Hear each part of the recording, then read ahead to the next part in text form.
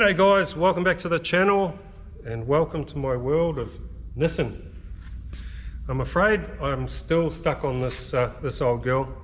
I was hoping to get onto the 4-door Falcon, but this thing had that much work that needed doing to it, and it just bugged me, and I wanted to kind of fix, you know, the rust repairs and whatnot, and I don't know, I was going to do like a touch-up paint job. Now it looks like I'm going to end up doing a full closed-door respray.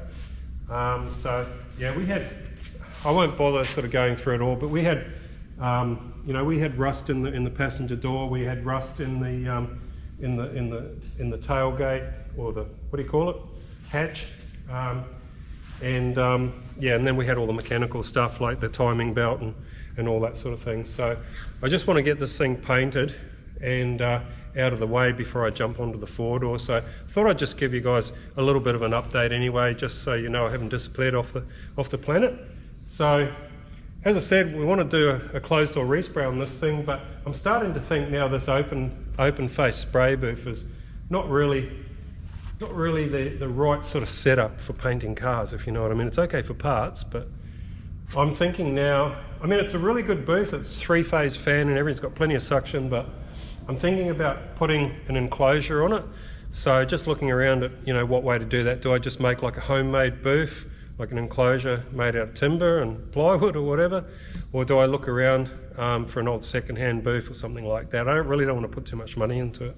So thinking about that right at the moment, because spraying in the open workshop, you know, doing clear coat and that, it's really prone to getting dust particles and crap in your paint. So we want to sort of look at that.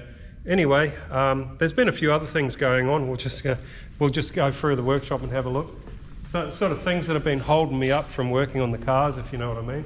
So you can see from the order that things are placed in, well, not necessarily the order, that's coming second. This is the first thing I want to jump onto, and the old coupe is sitting here waiting to go to the engineers for beam testing. So nothing's changed there, that's still waiting.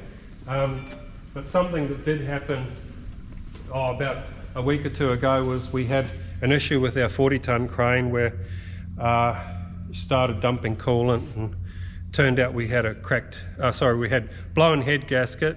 We thought we'd see if we could just get away with replacing that, but turned out we had cracked heads. We had this, the engine in these things is a 906 Mercedes.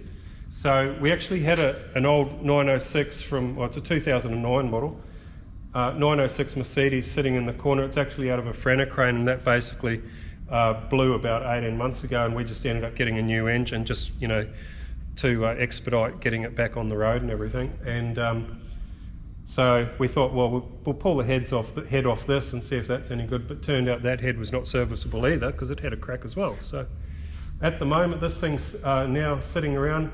We're waiting for a head to come in from Germany. So that's on hold. And so as far as I'm concerned, I'm just playing around with this Nissan. So as I say, just wanted to sort of let you guys know and give you guys a bit of an update, and maybe we can get some feedback on what you guys think we should do for a booth. Should we just build one out of timber? Or should we get a second-hand booth? Anyone got any ideas here in Sydney, any old booths they want to get rid of, let us know. So as far as anything else goes, I took the GMC down to Troy, at Arthur and Troy's in Earlwood. Troy's a good bloke, if any of you know him. I like to take the old stuff down to Troy when I need to get, you know, rego and whatnot. And I ended up changing it over to a club rego. So hardly ever use it, you know, and it just doesn't make a lot of sense to have full rego on something like that. With the Chevy, that's on hold. I'm waiting for the diff to come back from Craft Diffs. And what else? I guess that's about it. I really don't have that much else to sort of update you guys on, only that I can't wait to get this Nissan done. And to get that done, as I say, I'm at a point now where probably a day or two away from spraying it, but do I really want to spray it in an open workshop? That's the question. I don't think I do. So I'm probably going to be looking for an answer to the spray booth issue. So anyway, let us know your thoughts on that, and we'll catch you in the next one, hopefully something a little bit more productive.